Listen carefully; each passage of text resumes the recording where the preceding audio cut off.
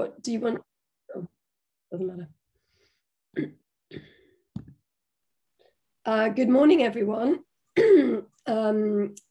Lovely to be here. My name is Lisa Ashford. I'm CEO of Ethex and Energise Africa, two of the UK's leading impact investment platforms. You're here with us for our Cuppa Club today. And with me is Andy Held. Welcome, Andy. Andy's representing us from Energise Barnsley today. You have to excuse me, I've got the sniffles today. Today we're going to be talking about the product that we have on the platform at the moment, which is the Energise Barnsley bond. And apologies for anyone who was signed up to listen to the webinar yesterday. Sorry, that was my error, and we had to reschedule it for today. So sorry about that. And hopefully you'll get to watch this back, because we'll be recording it if you're not able to join us. So just a bit of housekeeping. So we'll be running the webinar today for about half an hour to 40 minutes. You may post your questions via the chat function and I'll feed those into Andy. If you would like to ask any questions, please go ahead. And just to state, this isn't a financial promotion and we can't answer any specific questions relating to your own personal financial affairs. But please do feel free to ask any questions about the project itself, and we will send out a follow-up email after the session. So without further ado, Andy, hi, nice to see you. Hi. So it has been, we were just reflecting, and Andy and I go quite a ways back actually to the sort of early days of community energy in the UK. And I remember being at the Energise Barnsley launch event at the town hall back in 2015, I think it was, Andy. Yeah. So could you just give us the very brief summary of how you came to be, and then we're going to talk a little bit about what the offering is and get into some more details. Sure, and thanks so much for inviting us onto the Ethex webinar, plus a chance to talk to the wider low carbon community. So Energise Barnsley started, I think in truth, from lessons from other projects, because it was from other projects where community energy in its infancy, we always had to go behind a lead developer. And we always wanted to actually be at the top of the tree to run the projects and raise the monies ourselves. So we, in the end, received a Cabinet Office grant to try and scale community energy at local authority or housing association level. And it's through this grant where we realized that local authorities, they could give officer time, but they wanted to do things at scale. And they wanted to do things on a level which they were comfortable with. So we teamed up with British Gas Solar, which is a dirty word in the time of community energy, but they offered the guarantees and the warranties which we required, and Social Finance, who are our conduit to capital in terms of trying to scale this. And Barnsley Council were one of the ones who said, look, we want to do this. We want to do it at scale. We can do the time and the commitment, and we want to work with you. And that's how it started. Great. And so tell us about exactly where the solar panels are, and who are the recipients of the clean energy. So the solar panels are on 321 initially, it's now 320 tenanted homes, because one's exercised the right to buy and purchase the system. So that's from Barnsley Homes, which is the housing association within the council. And then on 16 council buildings, some are on schools, some are on PFI schools, others shelter housing block, community block. But all the assets are owned by Barnsley Council, and that's where our solar's on. Great. And in terms of the original finance that you needed to put the project together, where did that come from? And then how has that led to the bond that's being offered today? Okay, so we actually had the original finance underwritten by a social enterprise, Ignite, which was within Centrica. which was a blessing because on the day of that launch, it was the day which they changed the proposed changes to fit revenues. So it meant that we only had 3 months to do as many residential installs as we could and 12 months to do the commercials. So having that bond underwritten was excellent. It was to the tune of £2 million. So then it also meant that we could go out and try and raise our community bond, whilst also if we weren't going to achieve 2 million one go, and by the time we went to raise money, it was 2016 summer, which was that awful summer of atrocities in Europe. So in addition to that, we were also talking to ethical lenders or some of the intermediaries of big society capital. And in the end, we ended up with a charity bank offering a long-term loan, so a 19-year loan, whilst we raised a community bond on Ethex. Great. So just remind us how much the community bond was and how much the loan is, and then how much you're looking to refinance at the moment. So we got 2 different instruments. The community bond was just under 800,000, and it was a fixed per annum bond proposed rate of return. I'm glad to say we've hit that 5% per annum. We're just about to do the last year. That's our aging coming up. The charity bank loan was a variable rate loan. So almost like a mortgage, 19 years. And of course, interest rates went down. Now, against both those investment vehicles, our revenue stream, which is the feed-in tariff associated with the systems, is linked to inflation. So we're kind of covered in either way. But we've come up to our first 5-year anniversary of the bond, which is time to refinance. We're going to repay back some of it ourselves at some of the cash revenues we kept. And at the same time, we've been paying back parts of the capital of the charity bank loan. So that's come down in total size. So we're here today. Unfortunately, those Series 1 bond holders have had a net positive return. So take away a few, have died and other bits and pieces. They've all reinvested into our second offer at 4%. And then we're raising now to repay the charity bank loan. And being an ethical lender, they're happy for us to repay it at no charges if it's to community investors or likewise investors. So as a society, it's a super strong position because ultimately we want to try and hit the target, because then it means that every 5 years we decide, we've got one investment vehicle, one financial structure, and we decide what we can offer to attain and retain our members, which is what the FCA allows to, because we've always had this percentage amount which is above where interest rates are. I think it's going to be relatively easy to always offer something there which is attractive for the risk within the projects. So that's why we've hit this first 5 years. We've got good track record. We hit our 5%. I can see us hitting our 4% going forward, projected returns. At the same time, if we just refinance charity bank in full, it's cleaner for the society. And one of the lessons from this time round, when you were doing a refinance, when you first put your share offer out there, and everything else which has gone into it, and your will to get everything working and operationally, you wait for members to come to you.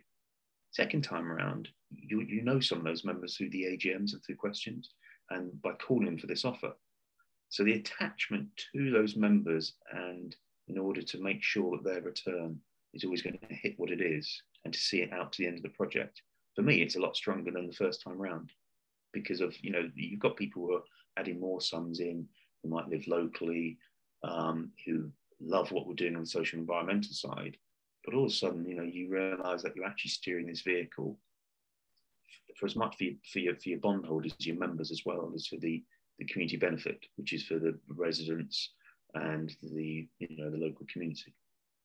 Great. And in terms of the sums that we're talking, there's a minimum amount around the 700,000 mark, but you can go right up to, just remind me how much it is to refinance the total loan. Yeah, 1.75.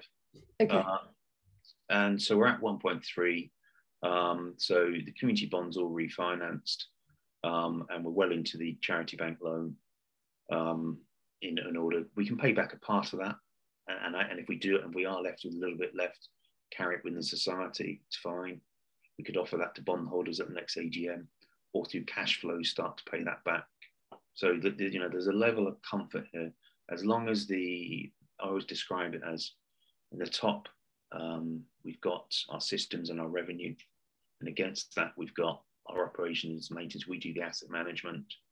So recently we've had 10 systems out of the 320 residential ones where we had to go and send somebody out to have a fault, you know, a couple of inverters, this and the other. So you want availability of your systems on board.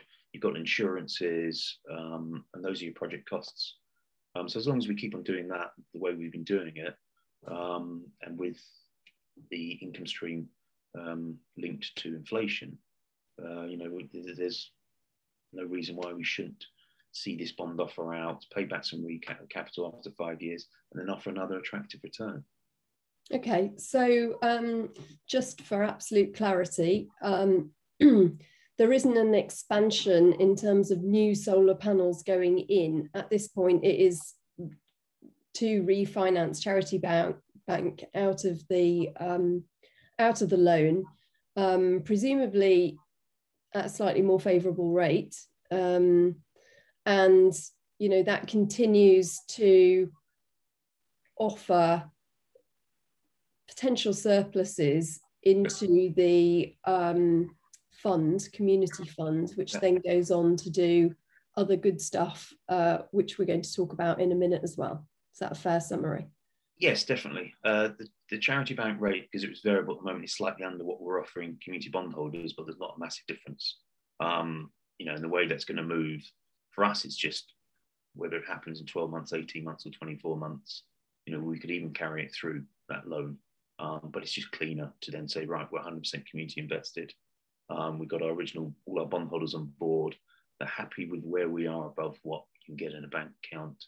And then we can always manage it that way.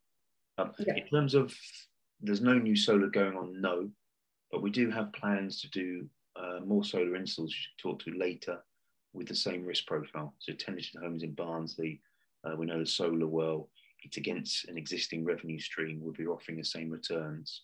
And within the society's revenues, we have our innovation projects, but they're grant funded. So we try and separate those to make sure, look, income for the solar projects here, and grant, whatever comes in goes out as grant. We don't overstretch anything. Yeah, okay, great. And obviously worth noting, capital always at risk when investing. So people need to be aware of that. So, okay, I think that's clear then on the finances. So let's look at the project a bit more widely then. What kind of, firstly, how was the project received, and how has that changed over the period that it's been running? And then, you know, what are some of the benefits that you've seen? So if we talk about the society and our relationship with the council, so that's grown and grown and grown, where either we brought in innovation projects in partnership with them, to the point now where they want to firm up a relationship, pretty much like Plymouth and Bath and West have some sort of agreement to say, look, because we're already in their fuel poverty strategies and their net zero target, but now they want to, you know, through the success, to populate other Energise Barnsleys within Barnsley. So that's fantastic, because that's been organic growth from our original projects, but then trying to improve the savings for tenants, plus also this big debate about, you know, energy generation, local energy costs. And with our additional projects, we've been able to advise on, you know, battery storage within homes, what's going to happen for possible revenue streams, you know, for the social housing market. So we see, you know, continuation. We're advising on a ground-mounted system at the moment for the council. But at the same time, we've also, you know, we sat on our hands for where a couple of projects where it's just too early in the marketplace. It was too much risk. Whilst a couple of things we've gone for, you know, we didn't receive the grant funding. So it's been a nice mix. You know, some of those things where you really go for, you don't get it, disappointed. But we know at the end of the day, our key thing was always the assets we have, to keep them at a high availability rate, keep that income stream coming in, and manage the society, you know, in order for the bondholders and the community. And what about the people, the individuals living in the houses? How have they adapted to having solar panels? So if you do anything with social housing, they're not the prosumers. So when you put solar on a social housing roof, if you're in there, so the first year you see the immediate savings off your bill. But if you leave that home and you come in as a new tenant, you don't see that saving, because your first year is just the solar on it. So you haven't got that relationship to it. And we found with some of our projects that actually use is only 20 to 30% of solar self-generation. So we went out our way to leave an hour monitor and to leave a description. And we will conservatively make the estimates of the savings they're doing. So what we've actually done now is through our latest project, which is Age UK, under the Ofgem Redress project, we said, okay, we can increase those savings with a battery. So it's solar, battery and advice. And we can use a trusted party intermediary who worked with and funded on their energy advice clinics in order to help our tenants. So with that, you are stopping solar spill to the grid. So when all these solar systems are putting out, all that export is not accounted for anywhere. You're doing that with the use of a battery. The cost of the batteries have come down, so now the payback is where you want it to be. There's small improvements there where you're not piggybacking on the tenant's broadband, which is another key thing in social housing. And we're also now leaving an information sheet on solar and batteries within the home, so next to the consumer unit, so that anyone who comes in can now see how it's working, what the savings are. And it also makes that connect for them to actually say when it's not working. Because you will find in so many systems we'll put up that unless it's somebody really, a financier saying, I need that revenue stream to hit this each year, sometimes there's a lot of systems which aren't actually operating. So, I watched your video, which showcases a couple of the older tenants using the systems. Yep. And I was quite surprised to see and encouraged to see them talking about how they were changing their behaviour to utilise getting the free energy. And actually, they were really engaged with, the system and what kind of savings they could make. Yeah. Is that common? Do you see that a lot? I did a lot of yoga classes with them at the Wednesday afternoon pop-in club. So the ladies you saw in that class. So the answer would want to be yes, it is, but it's not, because it takes manual intervention. So we left them all, and they, changing it to use a slow cooker and change some of the behaviour is because we went back to them individually time and again and again. And that's pretty much why we've gone to Ofgem for the redress fund, and to use somebody like Age UK Barnsley, where they always have a walk-in pop-in centre, or they're always on the end of the phone, because you need to re-emphasise on those things. But fast forward it to our demand side response project, and in that project you're actually giving tenants on an app the ability to control the thermostat in 2 zones of their house. And if you've got tenants who are then going to time of use tariff, they're actually seeing, and this is where we have a battery, they're actually seeing the prices they will pay the day before. And we have had tenants change their behaviour on that, which is effectively say, don't use a washing machine between 4:30 and 8:30 in the evening when it's the expensive piece. So we've combined tenant behaviour on that with the ability to shift demand in the house with technology, which is 2 steps forward on from the video you saw. So it is happening, but I'll come back to it. It's a huge cultural shift. Mm. We've all had it easy. We've all had it easy with gas boilers, all had it easy with electricity. And you need proof in the pudding. So that's what we've started to do with our tenants. Mm-hmm. Okay. There's a question come in from someone who's been involved in a similar project, and it seems as though, you know, education has been or is extremely important, because it's otherwise people don't understand how to reduce the electricity bills, and also there's a misunderstanding between you know, the expectation of how much the bills are reduced. So how have you avoided making tenants feel like they are perhaps just, or let me put it another way, how have you managed them to take more, get more engaged with the project? Okay. So another thing to face, look, a lot of people aren't interested in energy. Also, we found that when we're doing the final study, people are sitting in homes in their shorts and t-shirts at 27 degrees. You know, so once you have that research and you can show to them, look, 24 degrees or 22 degrees is still comfortable, and here's your savings, they get on board. The big thing also when you're doing projects is the difference between absolute and relative prices.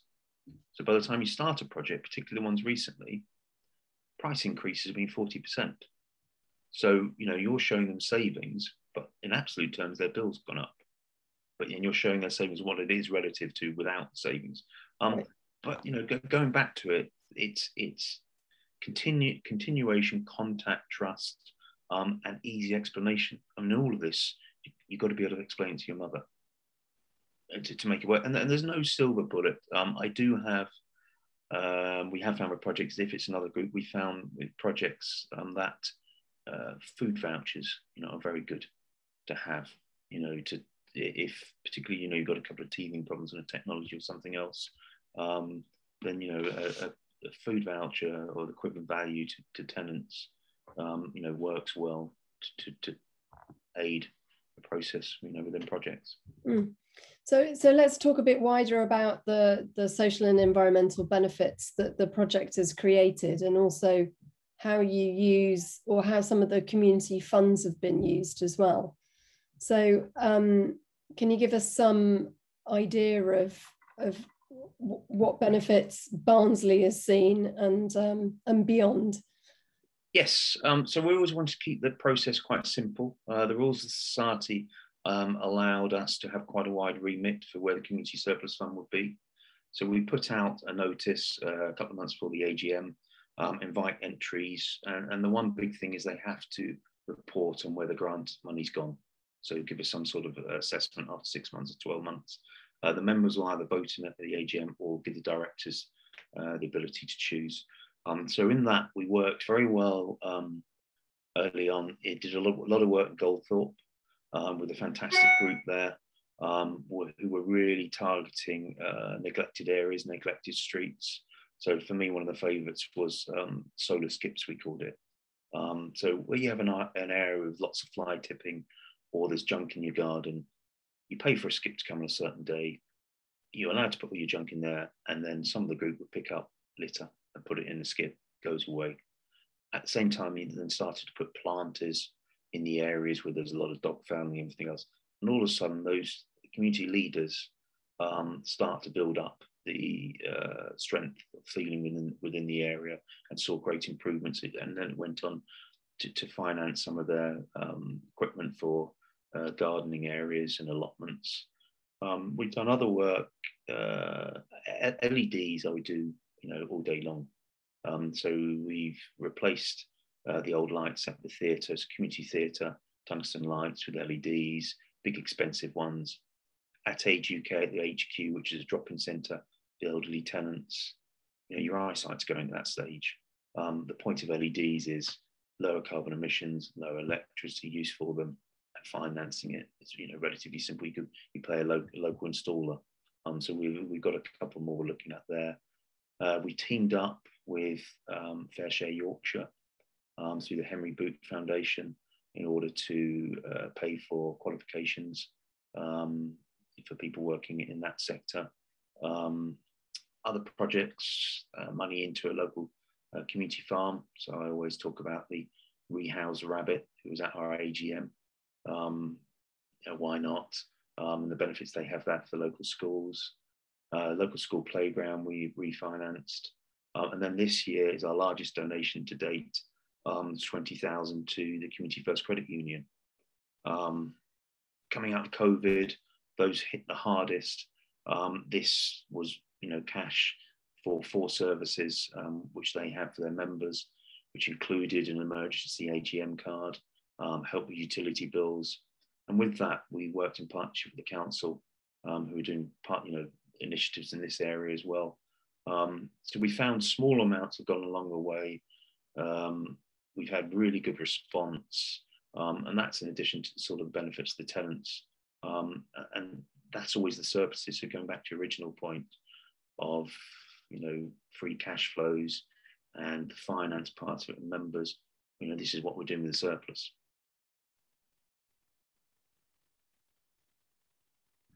So, important to, build up that community spirit and also support them through difficult times, especially, given COVID, etc. So a question around,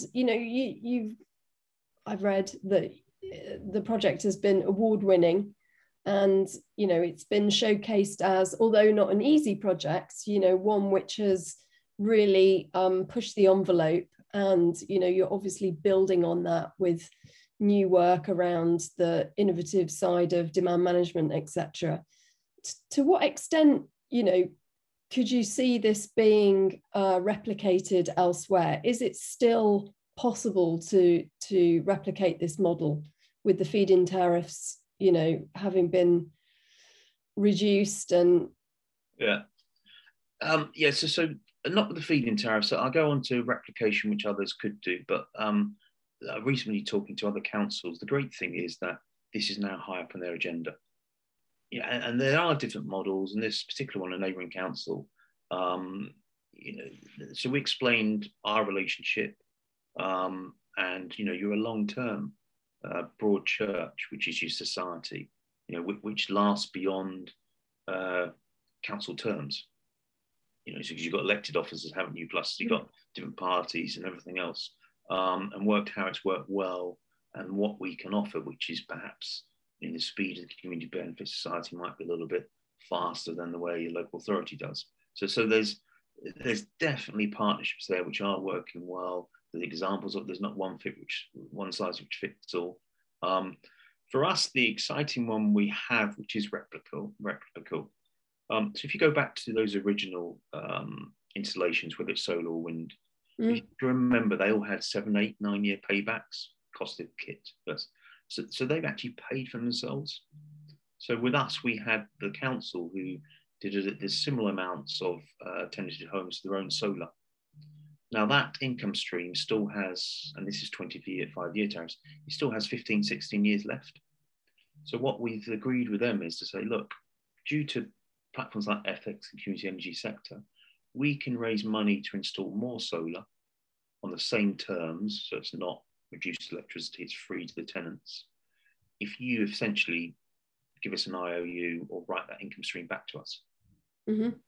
So most councils, for the council, with that income stream per annum, they could perhaps install 80 systems. But we're saying we can do 1,000 for you, because the low carbon community will accept a return, where we are now, and also we'll asset manage that income stream. So that's great, because it's recycling of FIT money, it's keeping it within the community, it's giving more solar to homes where, in the current energy price, that protection, I don't like the word hedge, protection you have against rises of what you can self-consume, that hasn't gone away. So it's a massive impact. And also then it goes into our other projects, which is about, okay, because we're going to decarbonise homes, with those homes, we want to get that sector engaged in time of use tariffs. So instead of time of use tariffs just being for people with EVs and high usage, we want to be able to have the social housing sector through solar and batteries and perhaps heating to be part of that journey. And I think that's why Ofgem like our Regis project as well. Right. Question, I'm not sure how to phrase this, so apologies. Has the council considered community wealth building on the Preston model? Do you know anything about that? I don't know the Preston model. Okay, so we might have to come back to that after the webinar. And someone said they'd be particularly interested in a deal like that in South London. So perhaps we can link you two together for a conversation after the webinar. Is there anything else, Andy, that you'd like to say just to close out? That's an easy, great question. No, I don't think so. No, a big thanks to our original bondholders, and for the ones who are coming into the Series 2 bonds, and for new bondholders as well. We're closing in 2 days, but we just proposed the board to perhaps extend it till the end of COP. So with the press with COP, people who want social environmental investment, we'll probably close it on the 15th, the Monday, which is the Monday after the Friday close of COP, just to get towards our total. But either way, it's been fantastic. Thanks to Ethex as well, and always happy to ask questions on the projects, or if or the bond itself. Great. All right. Thanks, Andy. Well, great to see you. And I'm really pleased that the project has continued to do well and that you're building off the back of it as well. Really important work. So lovely to see you. And thanks for joining. Thanks so much for having me. Thanks, everyone, for listening. Thank you.